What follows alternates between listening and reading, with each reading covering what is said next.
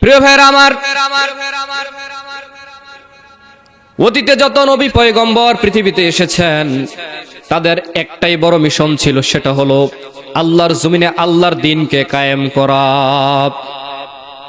আল্লাহ রাব্বুল আলামিন সূরা সূরার 13 নম্বর আয়াতে আল্লাহ রাব্বুল আলামিন বলেন, শারআ লাকুম মিনাদ-দীনি মা ওয়াসসা বিহি নূহান ওয়াল্লাযী আওহাইনা ইলাইকা ওয়া মা ওয়াসাইনা বিহি ইব্রাহিম ওয়া মূসা ওয়া ঈসা আন আকিমুদ-দীন। চিল্লায়ে পড়েন আল্লাহু আকবার। আল্লাহ রাব্বুল আলামিন বলেন, হে আমার হাবিব, আমি যত পয়গম্বর পৃথিবীতে পাঠিয়েছি সকলকে আমি বলেছি একমাত্র দ্বীন ইসলামের বিধান এই জমিনের মধ্যে বাস্তবায়ন করার জন্য ওই একই ওহী আমি আপনার উপরও নাজিল করতেছি। জোরে বলেন সুবহানাল্লাহ। আমি ইব্রাহিম, মূসা এবং ঈসাকে যে নির্দেশ দিয়েছি আমি আপনাকেও একই নির্দেশ দিচ্ছি যে আপনারা জমিনের মধ্যে দ্বীনকে প্রতিষ্ঠা করবেন। সুবহানাল্লাহ, আল্লাহু আকবার। নবী পয়গম্বর আল্লাহর জমিনে সকল দ্বীনের উপর ইসলাম ধর্মকে প্রতিষ্ঠিত করতে গিয়ে কত কষ্ট করেছেন আপনারা শোনেন না? শুনেন কি শুনেন না? জোরে বলেন। হায় হায়, পয়গম্বররা কি পরিমাণ নির্যাতিত হয়েছে। অতীতে সাহাবায়ে কেরাম কি পরিমাণ নির্যাতনের শিকার হয়েছে একমাত্র আল্লাহর কোরআনের আইনকে জমিনের মধ্যে বাস্তবায়ন করার জন্য। ঠিক কিনা বলেন? প্রিয় ভাইরা আমার, তাহলে আমরা বুঝতে পারলাম সমস্ত পয়গম্বর জমিনের মধ্যে আল্লাহর আইনকে প্রতিষ্ঠা করার জন্য মেহনত করেছেন, জিহাদ করেছেন, লড়াই করেছেন। এই দায়িত্ব এখন আমাদের উপরে। এখন আর কোন নবী আসবে না, ঠিক কিনা বলেন? আসবে? এই দায়িত্ব কার? আমাদের উপরে। এখন এজন্য আল্লাহর জমিনে আল্লাহর আইনকে প্রতিষ্ঠা করার দরকার আছে না নাই? জোরে বলেন। এজন্য আল্লাহ রাব্বুল আলামিন আমাদেরকে ঘোষণা দিচ্ছেন সূরা তাওবার 39 নম্বর আয়াত আল্লাহ তাআলা কি বলছে শুনেন।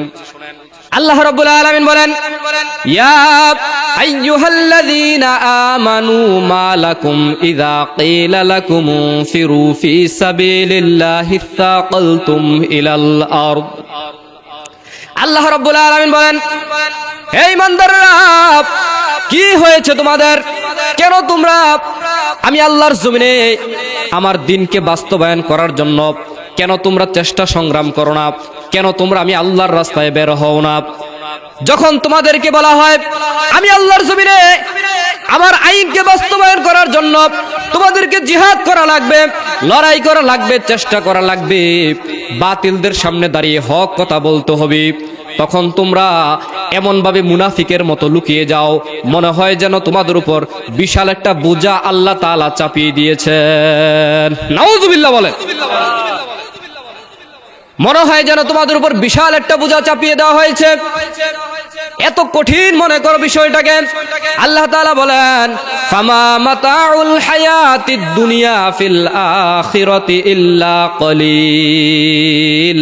আল্লাহ তাআলা বলেন, তোমরা কি আখিরাতের পরিবর্তে দুনিয়ার জীবন পেয়ে কি তোমরা সন্তুষ্ট হয়ে গেলে নাকি? আল্লাহ তাআলা বলছেন, না না না, তোমরা আখিরাতের পরিবর্তে দুনিয়ার জীবনকে পেয়ে সন্তুষ্ট হয়ে যেও না বান্দা। কেননা আখিরাতের তুলনায় দুনিয়ার এই ভোগ সামগ্রী কিছুই না।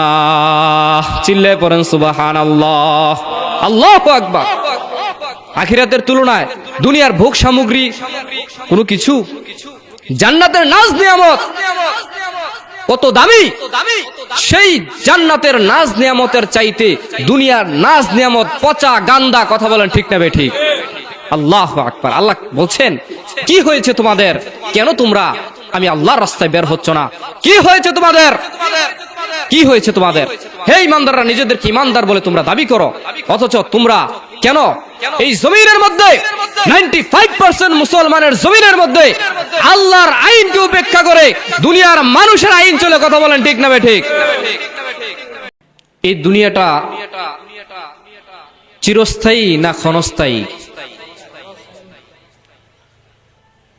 এই দুনিয়াতে চিরদিন বেঁচে থাকা কি সম্ভব? মৃত্যু আসবে কি আসবে না, জোরে বলেন। মৃত্যুর পূর্বেই আমাদেরকে পরিপূর্ণভাবে কবরের প্রস্তুতি নেওয়া লাগবে কি লাগবে না? আপনার ঘরের আপনি একটা বিল্ডিং করেছেন, এটাতে যদি কোনো কাজ অবশিষ্ট থাকে আমাদের ভালো লাগে না, ঠিক না বেঠিক, জোরে বলেন। মনে করেন ইট গেঁথেছেন, ছাদ করেছেন, আস্তর করেন নাই, ভালো লাগবে? আস্তর করেছেন কিন্তু রং করেন নাই, ভালো লাগবে? রং করেছেন, আপনার ইলেকট্রিকের কাজ করে নাই, ভালো লাগবে? তো কোনো কাজ যদি বাকি থাকে আমাদের কি লাগে না? ভালো লাগে না। তাহলে ঘরটা যখন পরিপূর্ণ হয় তখন আমাদের মনে একটা প্রশান্তি আসে, ঠিক না ঠিক, জোরে বলেন। ঘরের মধ্যে বসবাস করতেও কি লাগে? ভালো লাগে, লাগে না? ঠিক অনুরূপ ভাবে আল্লাহ তাআলা এই পৃথিবীতে আমাদেরকে পাঠিয়েছেন মূলত চিরস্থায়ী ভাবে নয়, আল্লাহ তাআলা আমাদেরকে পাঠিয়েছেন ক্ষণস্থায়ী মুসাফির হিসেবে। কথা বলেন ঠিক না বেঠিক? কেন? এই দুনিয়াতে আমরা ফসল উৎপাদন করব কিন্তু বক্ষণ করার জায়গা নয়। আমাদের চিরস্থায়ী দুনিয়া, যে দুনিয়ার শুরু আছে শেষ নেই, ওই দুনিয়ার জন্য আমাদের সামানা তৈরি করা লাগবে কি লাগবে না? ওই পেরেশানি করা লাগবে না আমাদের? তাহলে ওই সামানা তৈরি করার জন্য আমাদের পূর্ণ প্রস্তুতি নেওয়া লাগবে। আপনার কাছে খাবার আছে কিন্তু পানি নাই, ভাত আছে, তরকারি আছে, পানি নেই। আপনি খাওয়ার পরে যদি আপনার বুকে আটকে যায়, গলায় আটকে যায়, তখন পানি ছাড়া আপনি বাঁচতে পারবেন? কথা বলেন, বাঁচতে পারবেন? পারবেন না। এজন্য ঘর তৈরি করার জন্য পরিপূর্ণ সবকিছুর প্রয়োজন। যখন আপনি পরিপূর্ণভাবে ঘরটা কমপ্লিট করতে পারবেন, আপনার অন্তরে কি আসবে? প্রশান্তি আসবে। যদি আপনি আমি কবরের সামানায় পরিপূর্ণভাবে নিয়ে যেতে পারি তাহলে প্রশান্তি পাওয়া সম্ভব, ঠিক না ঠিক, জোরে বলেন। আর যদি কোনো কিছুর কমতি থাকে, পানির কমতি থাকে, তাহলে কি বাঁচা সম্ভব? কথা বলেন, বাঁচা সম্ভব? এই জন্য প্রিয় ভাইয়েরা আমার, আল্লাহ রাব্বুল আলামিন বলেন, ইয়া আইয়ুহাল্লাযীনা আমানু দুখুলু ফিস-সিলমি কাফা ওয়ালা তাত্তাবিউ খুতুওয়াতিশ শাইতান ইন্নাহু লাকুম আদুউম মুবিন। চিল্লায়ে পড়েন আল্লাহু আকবার। আল্লাহ রাব্বুল আলামিন বলেন, হে ইমানদারগণ, তোমরা পরিপূর্ণভাবে ইসলামের মধ্যে প্রবেশ করো এবং শয়তানের পদাঙ্ক অনুসরণ করিও না। নিশ্চয়ই শয়তান তোমাদের প্রকাশ্য দুশমন। কথা বলেন ঠিক না বেঠিক? প্রিয় ভাইরা আমার, পরিপূর্ণভাবে ইসলামে প্রবেশ করার মানে হলো পরিপূর্ণভাবে কবরের প্রস্তুতি নেওয়া। যে দুনিয়ার শুরু আছে শেষ নাই, এই দুনিয়াতে যদি সামানা রেডি করতে গিয়ে যদি আমাদের কোনো কিছুর কমতি থেকে যায় তাহলে ওই দুনিয়াতে বাঁচা কি সম্ভব? কথা বলেন, ওই দুনিয়াতে বাঁচা কি সম্ভব হবে নাকি?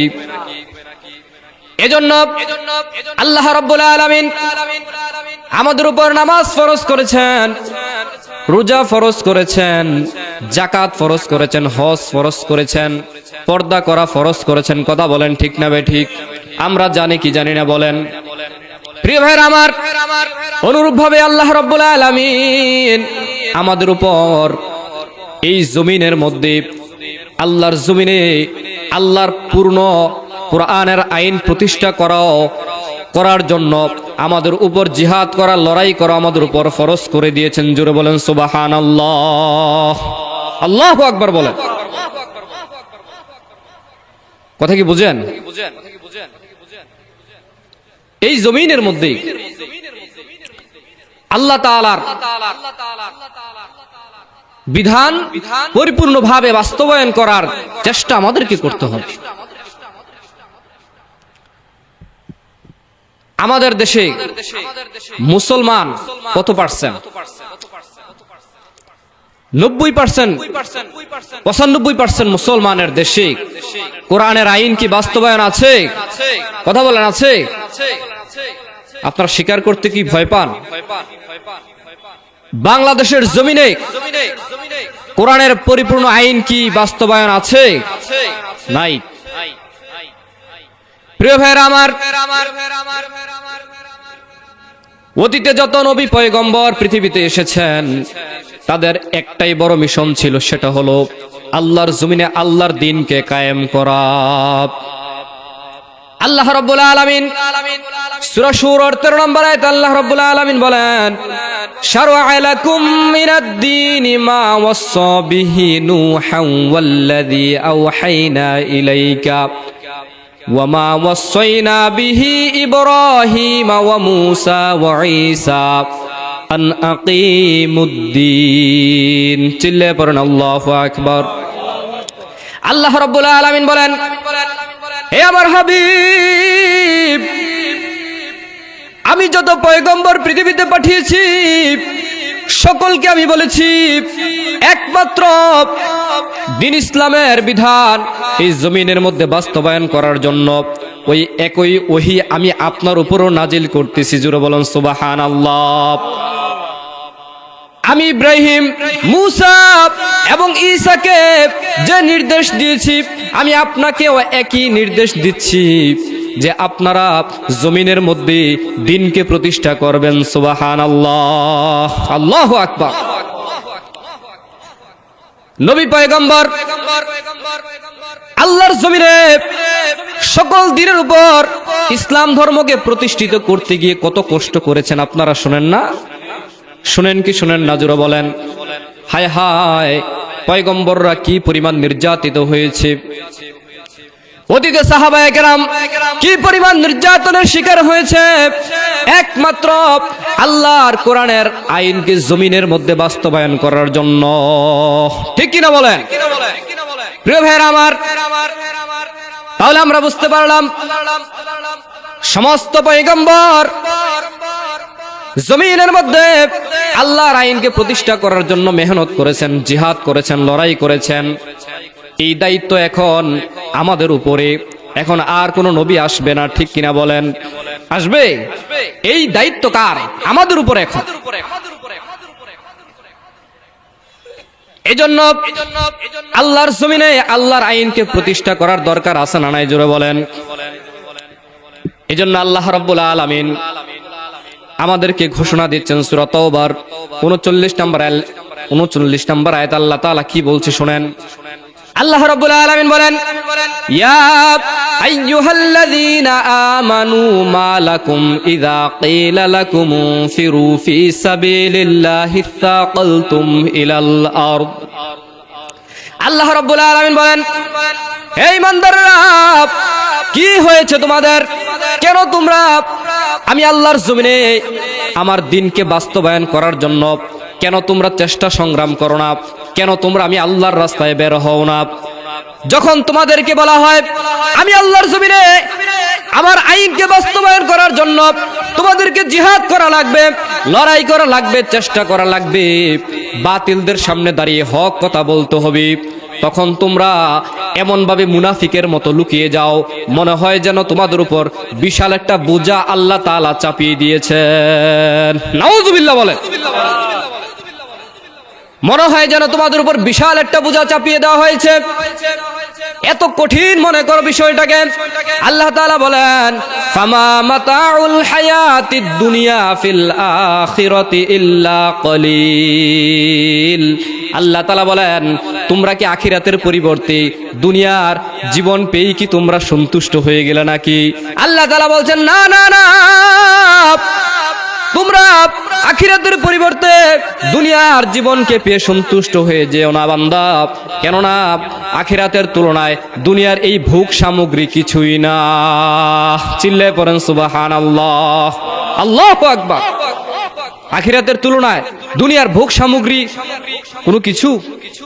জান্নাতের নাজ নিয়ামত কত দামি, সেই জান্নাতের নাজ নিয়ামতের চাইতে দুনিয়ার নাজ নিয়ামত পচা গান্দা। কথা বলেন ঠিক না বেঠিক? আল্লাহু আকবার। আল্লাহ বলছেন কি হয়েছে তোমাদের? কেন তোমরা আমি আল্লাহর রাস্তায় বের হচ্ছ না? কি হয়েছে তোমাদের? কি হয়েছে তোমাদের? হে ইমানদাররা, নিজেদেরকে ইমানদার বলে তোমরা দাবি করো, অথচ তোমরা কেন এই জমিনের মধ্যে 95% মুসলমানের জমিনের মধ্যে আল্লাহর আইনকে উপেক্ষা করে দুনিয়ার মানুষের আইন চলে? কথা বলেন ঠিক না বেঠিক? কোন ব্যক্তির অন্তরে যদি আল্লাহর জমিনে আল্লাহর দ্বীনকে প্রতিষ্ঠা করার চিন্তা ভাবনা না থাকে, জিহাদের চিন্তা ভাবনা না থাকে, চেষ্টা প্রচেষ্টার চিন্তা ভাবনা না থাকে, সে মুনাফিকের মৃত্যুবরণ করবে। قال رسول الله صلى الله عليه وسلم من مات ولم يغزو ولم يحدث به نفسه مات على شعبة من النفاق। রাসূল করিম সাল্লাল্লাহু আলাইহি ওয়াসাল্লাম বলেন, যে ব্যক্তি মৃত্যুবরণ করলো অথচ সে জিহাদ করলো না, জিহাদের চেষ্টাও সে করলো না, জিহাদের তামান্নাও সে অন্তরের মধ্যে রাখলো না, নবীজি বলেন ওই ব্যক্তিটা মুনাফিকের মৃত্যুবরণ করবে। বলেন নাউজুবিল্লাহ। সে কিসের মৃত্যুবরণ করবে? সে মুনাফিকের মৃত্যুবরণ করবে। সে মুনাফিকের মৃত্যুবরণ করবে। তাহলে আমরা কি মুনাফিকের মৃত্যুবরণ করতে চাই? কথা বলেন, আমরা কি মুনাফিকের মৃত্যুবরণ করতে চাই? না। তাহলে মুনাফিকি থেকে বাঁচতে হলে আমাদেরকে আল্লাহর পূর্ণ কোরআনের আইন আমাদেরকে কি করা লাগবে? মানতে হবে এবং বাস্তবায়নের চেষ্টা করতে হবে। জিহাদ কোনো মারামারি কাটাকাটির নাম নয়। জিহাদ হচ্ছে একটি পবিত্র ইবাদতের নাম, যার অর্থ হচ্ছে চেষ্টা করা। কি করা?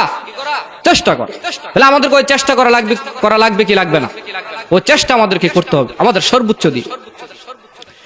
কেননা আমাদের জান এবং মাল কে দিয়েছেন? জোরে বলেন, জোরে বলেন, কে দিয়েছেন?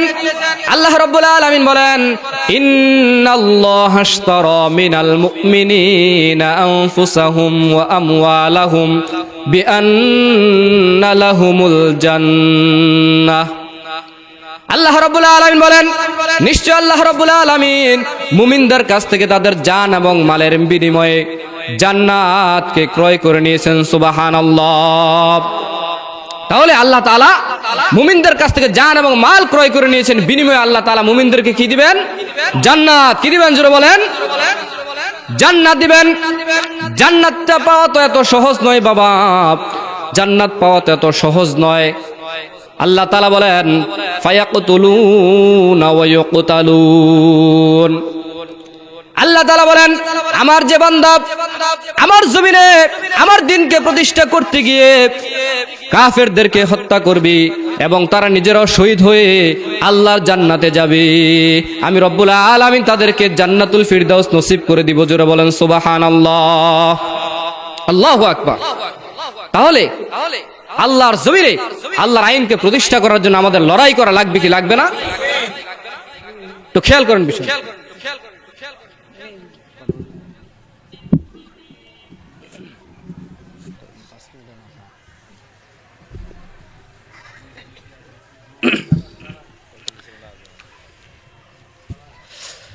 প্রিয় ভাইরা আমার, এজন্য আল্লাহ রাব্বুল আলামিন বলে বান্দা আমি আল্লাহর জন্য তোমাদেরকে মেহনত করা লাগবে, আমার আইন প্রতিষ্ঠা করার জন্য তোমাদের জান এবং মাল দিয়ে আমি আল্লাহর রাস্তায় লড়াই করতে হবে। তাহলে আমাদের জান কে দিয়েছেন? জোরে বলেন, আমাদের মাল কে দিয়েছেন? জান এবং মাল আল্লাহ তাআলা দিয়েছেন। তাহলে জান এবং মাল খরচ করতে হবে কার জন্য? জোরে বলেন, আল্লাহর জন্য। এই জানকে আল্লাহর জন্য উৎসর্গ করে দিতে হবে। কেউ যদি আল্লাহ তাআলার কাছে প্রার্থনা করে শহীদি মৃত্যুবরণ করার জন্য, রাসূল করিম সাল্লাল্লাহু আলাইহি ওয়াসাল্লাম বলেন, মান সাআলাল্লাহ আশ-শাহাদাতা বিসিদকিন বাল্লাগাহুল্লাহু মানাজিলাশ শুহাদা ওয়া ইম্মা তাআলা ফিরাশি। রাসূল করিম সাল্লাল্লাহু আলাইহি ওয়াসাল্লাম বলেন, কেউ যদি আল্লাহ তাআলার কাছে শহীদি মৃত্যু কামনা করে, আল্লাহ রাব্বুল আলামিন তাকে শহীদের মর্যাদায় অভিষিক্ত করবেন। সুবহানাল্লাহ। ওয়া ইম্মা তাআলা ফিরাশি, যদিও সে আপন বিছানায় মৃত্যুবরণ করে। সুবহানাল্লাহ। আপনি নিয়ত করেছেন যে আল্লাহর রাস্তায় আপনি শাহাদাত বরণ করবেন, আল্লাহর রাস্তায় জীবনকে বিলিয়ে দিবেন আল্লাহর জন্য। আপনি যেখানে মৃত্যুবরণ করেন আল্লাহ তাআলা আপনাকে শাহাদাতের মর্যাদা দিয়ে জান্নাতুল ফিরদাউস নসিব করে দিবে। জোরে বলেন সুবহানাল্লাহ। তাহলে শহীদের মর্যাদা কেমন, আপনাদেরকে একটি গুরুত্বপূর্ণ হাদিস শোনাই। ওয়ালা রাসূলুল্লাহ সাল্লাল্লাহু আলাইহি ওয়াসাল্লাম লাম্মা উসিবা ইখওয়ানুকুম বিউহুদ। রাসূল করিম সাল্লাল্লাহু আলাইহি ওয়াসাল্লাম বলেন, এ সাহাবায়ে কেরাম, উহুদ যুদ্ধের দিন তোমাদের যে ভাইরা শাহাদাত বরণ করেছে, জাআলাল্লাহু আরওয়াহাহুম ফি জাওফিন তায়রিন খুদরিন। নবীজি বলেন, তাদের রূহটাকে জান্নাতের সবুজ পাখির মধ্যে ঢুকিয়ে দেওয়া হয়েছে। জোরে বলেন সুবহানাল্লাহ। আল্লাহু আকবার। তারিদু আনহারুল জান্নাত, তারা জান্নাতের মধ্যে উড়ুরি করে, তাকুলু মিন দুনিয়া ফিল আখিরাতি ইল্লা কলিল। আল্লাহ তাআলা বলছেন, হে ঈমানদারগণ, কি হয়েছে তোমাদের? কেন তোমরা মুনাফিকের মতো জীবন যাপন করছো? কেন আমি আল্লাহর জমিনে আমার আইনকে উপেক্ষা করে মানুষের আইন চলবে? কি হয়েছে তোমাদের? কথা কি বুঝেন? তাহলে মুনাফিকি থেকে আমাদেরকে কি করতে হবে? বের হয়ে আসতে হবে। আল্লাহ তাআলা বলছেন, তোমরা কি আখিরাতের পরিবর্তে দুনিয়ার জীবনকে পেয়েই সন্তুষ্ট হয়ে গেলে? বরং আখিরাতের তুলনায় দুনিয়ার ভোগ সামগ্রী কিছুই না, কিছুই না, ধোঁকা, কিছুই না। এজন্য আল্লাহ তাআলা বলেন, ইনিল হুকমু ইল্লা লিল্লাহ, হুকুম চলবে একমাত্র কার? জোরে বলেন। এই জমিনের মধ্যে হুকুম চলবে কার? জোরে বলেন। হুকুম চলবে একমাত্র আল্লাহর। আল্লাহ তাআলা সূরা আরাফের 54 নম্বর আয়াতে বলেন, আলা লাহুল খালকু ওয়াল আমরু তাবারাকাল্লাহু রাব্বুল আলামিন। এই দুনিয়ার মানুষের জেনে রাখো, সৃষ্টি যার, আইনও চলবে কার? জোরে বলেন কার? আল্লাহর আইন চলবে, কোরআনের আইন চলবে। কিসের আইন চলবে? জোরে বলেন, কিসের আইন চলবে? সংসদে কার আইন চলবে? জোরে বলেন। সংসদে কোরআনের আইন চলবে, বঙ্গভবনে কোরআনের আইন চলবে, সংসদ ভবনে কোরআনের আইন চলবে, গণভবনে কোরআনের আইন চলবে। কথা বলেন ঠিক না ঠিক? আমাদের ব্যক্তিগত জীবন থেকে শুরু করে আন্তর্জাতিক জীবন পর্যন্ত সকল ক্ষেত্রে কার আইন চলবে? জোরে বলেন, জোরে বলেন, কার আইন চলবে? আল্লাহর আইনকে বাস্তবায়ন করার জন্য কারা কারা রাজি আছেন? দুটো হাত তুলে আল্লাহ তাআলাকে দেখান। নারে তাকবীর, নারে তাকবীর। আল কোরআনের আলো, সংসদে জ্বালো, আল কোরআনের আলো। নারে তাকবীর। সম্মানিত ভাইরা, অল্প সময় আলোচনা করেছি। আমি আপনাদেরকে বুঝাতে চাইলাম যে আমরা মুনাফিকের মতো জীবন যাপন করলে আমাদের হবে না। আমি শুরুতে একটা উদাহরণ আপনাদেরকে দিয়েছি। ঘরটা যেমন পরিপূর্ণভাবে কাজ কমপ্লিট না হলে যেমন ঘরের মধ্যে থেকে আরাম পাওয়া যায় না, তৃপ্তি পাওয়া যায় না, অনুরূপ ভাবে যদি দুনিয়াতে নামাজ পড়লাম, রোজা রাখলাম, হজ করলাম, যাকাত দিলাম, পর্দা করলাম, কিন্তু মুনাফিকের আইন অনুযায়ী নিজের জীবনকে পরিচালনা করলাম আল্লাহর আইনকে বাদ দিয়ে, তাহলে ওই চিরস্থায়ী দুনিয়ায় বাঁচা কি সম্ভব? কথা বলেন, সম্ভব? এজন্য দুনিয়ার কোন ব্যক্তির আইন মানা যাবে, দুনিয়ার কোন মানুষের, দুনিয়ার কোন নেতা নেত্রীর আইন মানা কি হারাম। দুনিয়ার কোন নেতা নেত্রীর আইন মানা যাবে না, দুনিয়ার কোন মানুষের আইন মানা যাবে না। কে কি বললো সেটা মানার বিষয় নয়, আল্লাহ এবং আল্লাহ রাসূল কি বলেছেন সেটা দেখার বিষয়। এজন্য আমরা আইন মানবো কার জন্য বলেন? আল্লাহর আইন ছাড়া দুনিয়ার কোনো ব্যক্তির আইন মানতে আমরা রাজি।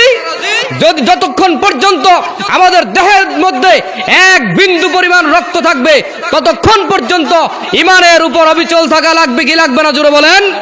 আল্লাহর কোরআনের আইন মানা লাগবে কি লাগবে না জোরে বলেন? কারা কারা আল্লাহর আইন মানতে রাজি আছেন আবার দুটো হাত তুলে আল্লাহ তাআলাকে দেখাই দেন। আল্লাহু আকবার, নারায়ে তাকবীর, আল্লাহু আকবার। আল কোরআনের আলো ঘরে ঘরে আলো, সংসদে জালো আল কোরআনের আলো, মুর্শিদ আলম রহমানী সাহেবের আগমন, নারায়ে তাকবীর, আল্লাহু আকবার। সকলে বলে আলহামদুলিল্লাহ। আপনারা মনে মনে ভাবতেছেন যে হয়তো হুজুরে একটু আমলি আলোচনা করতো, তাইলে কি আলোচনা করলো কিছুই তো বুঝলাম। এরকম বলার মতো আসেননি কেউ এখানে? প্রিয় ভাইয়ের আমার, সবচাইতে বড় ইবাদত হচ্ছে আল্লাহর জমিনে আল্লাহর দিনকে প্রতিষ্ঠা করা। যদি আল্লাহর জমিনে আল্লাহর দিন প্রতিষ্ঠা হয়ে যায় সমাজে দর্শন থাকবে? যদি আল্লাহর আইন প্রতিষ্ঠা হয়ে যায় কোন দুর্নীতিবাজ বাংলার জমিনে থাকতে পারবে? যদি আল্লাহর আইন সমাজে প্রতিষ্ঠা হয়ে যায় নারীরা বেপরদা বেহাইয়া অঙ্গ প্রত্যঙ্গ রূপ যৌবন প্রদর্শন করে হাটে বাজার ঘুরতে পারবে? যদি আল্লাহর আইন সমাজে প্রতিষ্ঠা হয়ে যায় পুরো স্বৈরাচার জমিনের মধ্যে বাংলার জমিনে পয়দা হবে? যদি আল্লাহর আইন সমাজে প্রতিষ্ঠা হয়ে যায় তাহলে মুসল্লিদেরকে ঘর থেকে ডেকে ডেকে মসজিদে আনা লাগবে? যদি আল্লাহর আইন সমাজে প্রতিষ্ঠা হয়ে যায় আযান হওয়ার সাথে সাথে দোকানপাট বন্ধ হয়ে যাবে, কথা বলেন ঠিক না ঠিক? যদি আল্লাহর আইন সমাজে প্রতিষ্ঠা হয়ে যায় তাহলে কোনো ইফটিজিং চলবে না, কোনো হারামখোর কোনো সুদখোর এই বাংলার জমিনে থাকবে না, কথা বলেন ঠিক না ঠিক? এখন টাকা প্রয়োজন হইলে যাও ব্যাংকে যাও, সুদে আনতে হয়, ঠিক না ঠিক জুড়ে বলেন।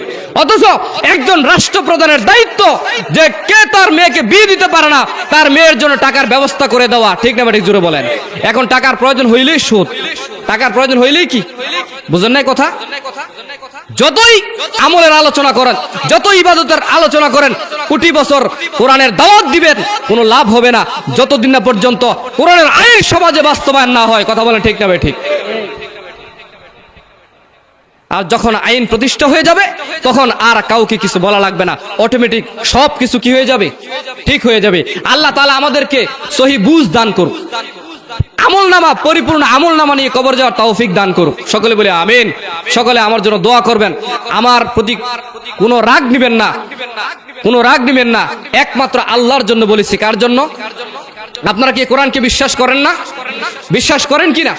যদি কোরআনকে বিশ্বাস করেন তাহলে দুনিয়ার কোন নেতাকে, যেই নেতাকে আপনি ভোট দিয়ে নির্বাচিত করলেন, সে যত পাপ করবে তার একটা পার্সেন্টেজ আপনার আমলনামায় যাবে, কথা বলেন ঠিক না ঠিক? এই জন্য খুব চিন্তা করে দুনিয়ার জীবনকে পার করতে হবে। কারণ হচ্ছে এই জীবন আল্লাহর জন্য। কার জন্য? দুনিয়ার কাউকে ভয় করার কোনো সময় আছে? দুনিয়ার কাউকে ভয় করার কোনো সুযোগ আছে? দুনিয়ার কোন নেতা নেত্রীকে ভয় করার কোনো সুযোগ আছে? দুনিয়ার কাউকে ভয় করার সুযোগ নাই। ঈমানদার একমাত্র ভয় করে কাকে? আমার আলোচনা এখানে শেষ করলাম। ওমা তৌফিক